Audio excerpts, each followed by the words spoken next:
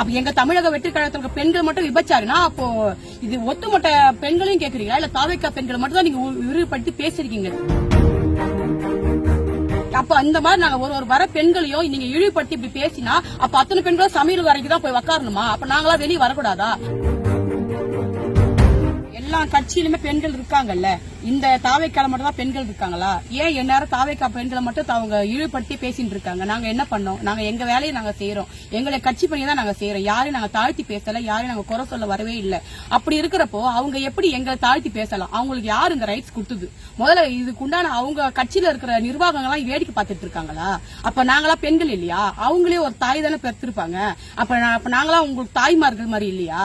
அப்ப எங்க தமிழக வெற்றி கழகத்துல பெண்கள் மட்டும் விபச்சாரினா அப்போ இது ஒட்டுமொத்த பெண்களையும் கேக்குறீங்களா இல்ல தாவேக்கா பெண்களை மட்டும் தான் நீங்க விரிவுபடுத்தி பேசிருக்கீங்க தவிர அப்போ நாங்க என்ன பண்ணோம்? நாங்க எங்க வேலையை தான் நாங்க பாத்துட்டு இருக்கிறோம். எங்க தளபதிக்காக நாங்க வேலை செய்யறோம். இது தவறா?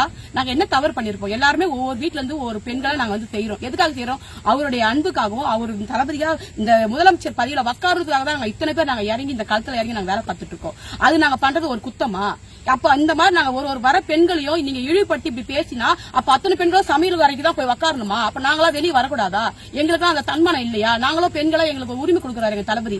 அந்த உரிமைக்காக நாங்க போராட வரோம். அப்ப நீங்க இப்படியே அடுப்புதும் பெண்கள் நீங்க அடுப்புதிட்டே தான் இருக்கணும் வாழ்க்கையில. இப்படிதான் நீங்க காலத்துக்கு சொல்லிட்டே இருப்பீங்களா? எங்களுக்கு எல்லாம் ஒரு விடுவு காலமே கிடையாதா? எங்களுக்கு எல்லாம் ஒரு எப்படி சொல்றது, சுயமரியாதை இல்ல, எங்களுக்கு ஒரு பாதுகாப்பு இல்லாத இந்த வார்த்தைக்கு நீங்க கொச்சப்படுத்தி நீங்க பேசிருக்கீங்க. தைரியமா நாங்க வந்திருக்கிறோம்னா நீங்க பேசுறது ஒரு வார்த்தையாக நாங்க யாரும் சோர்ந்து போயிட மாட்டோம். எங்க தளபதி இருக்கிறாரு எங்க பின்னாடி, நாங்க கண்டிப்பா எங்க தளபதி நாங்க ஜெயிப்பாரு. ஆனா நீங்க இந்த எலெக்ஷனை முன்னிட்டு நீங்க இவ்வளவு பெரிய வார்த்தையை கொச்சப்படுத்தி நீங்க எங்களை அசிங்கப்படுத்தி இத்தனை பெண்களை நீங்க அவமானப்படுத்தி நீங்க எங்களை மூலையில அடக்க வைக்கலாம்னு பாக்குறீங்க. ஆனா ஒருபோதும் நடக்காது. கண்டிப்பா இந்த வாட்டி இந்த 2026 கண்டிப்பா என் தளபதியை நாங்க உட்கார வைப்போம். இதனால எவ்வளவு மன உளைச்சல் ஏற்பட்டது பெண்களுக்கு? இப்போ ஒட்டுமொத்த பெண்களும் மன உளைச்சலுக்கு ஆளாகி இருக்கும். அவருக்கு மேல ஆக்ஷன் எடுக்கலன்னா அடுத்த கட்ட நடவடிக்கையாக நாங்க போராட்டம் அனைவரும் அரெஸ்ட் பண்ணணும். அரெஸ்ட் பண்ணல எந்த நடவடிக்கையும் எடுக்கலன்னா அதுக்கு அடுத்த போராட்டம் பண்ணலான்னு முடிவு எடுத்திருக்கோம் எல்லாரும். விபச்சாரிகள் அப்படின்ட்டு தமிழக வெற்றி கழகம் ஒவ்வொரு மகளிரையும் எப்படி சொல்றது பர்டிகுலரா விபச்சாரி என்ற வார்த்தையை பயன்படுத்தியிருக்காரு பொன்ராஜ் அவர்கள்.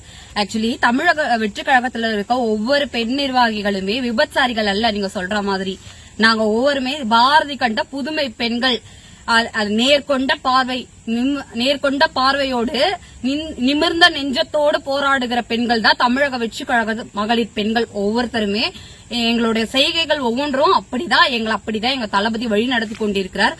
அவர் மீது பற்று கொண்டவர்கள் நாங்கள். அவருக்காக எப்பவும் அவர் கூட நிப்போன்றதை இந்த இடத்துல நாங்க உறுதி செஞ்சு இதை எப்படி சொல்றோம்னா இதை தெளிவுபடுத்தியே சொல்றோம். அதுதான் உண்மை. ஆக்சுவலி இங்க இருக்க ஒவ்வொரு மகளிருமே என்ன பாத்தீங்கன்னா அவர் என்ன சொல்லிருக்காருன்னா விபச்சாரிகள். அவர் சொல்றதுனால நாங்க அப்படி ஆயிட போறது இல்ல. நாங்க எங்களுடைய எப்படி சொல்றோம் எங்களோட மன ஆதங்கம் அவ்வளவு இருக்கு. மன உளைச்சல் அவ்வளவு மன உளைச்சல். இப்போ திமுக தவிர்த்து மற்ற கட்சியிலயும் பெண்கள் இருக்காங்க. ஆனா என்னன்னா அவங்களெல்லாம் யாருமே அவங்க மற்ற கட்சி பெண்களை யாரையுமே அந்த மாதிரி சொல்லல. அந்த மாதிரி மற்ற கட்சியில யாராவது தவறுதலா ஏதாவது ஒரு சில மகளிர்கள் பேசுறாங்க இல்ல அதெல்லாம் ஒரு பொருட்படுத்தாம எங்களுடைய தமிழக வெற்றி கழக மகளிர்களை மட்டும் பர்டிகுலரா இந்த மாதிரி சொல்றாங்கன்னா அது ஒரு பொண்ணு சொன்னா இல்ல ஒரே ஒரு பொண்ணு சொன்னா இல்ல எல்லாருமே குறிக்கிற மாதிரி தான் இருக்கு. ஆக்சுவலி அவங்க வீட்லயுமே ஒரு தாயா ஒரு பெண் எப்படி பல ரோல்ல எப்படி பங்கேற்கிறாங்க. ஆக்சுவலி ஒரு தாயா ஒரு தங்கையா ஒரு தோழியா ஒரு தமக்கையா ஒவ்வொரு ஆணுக்கும் ஒவ்வொரு பெண் இருக்காங்க. இப்ப நீங்க எங்களை சொல்றீங்கன்னா அதோட பிரதிபலிப்பு எப்படின்னா உங்க வீட்டுல இருக்க மகளிரை நீங்க இழிவுபடுத்தி பேசுறதுக்கு சமம். ஒரு நாளும் நீங்க மறந்துடாதீங்க.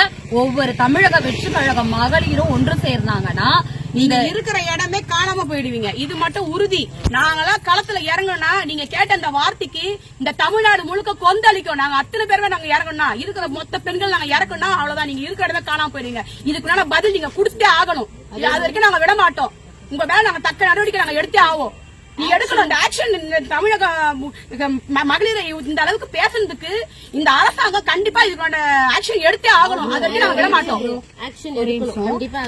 தமிழக முதல்வர் ஒவ்வொரு முறையும் தெளிவுபடுத்துறாரு பெண்களுடைய பாதுகாப்பு என்னுடைய ஆட்சியில மட்டும்தான்.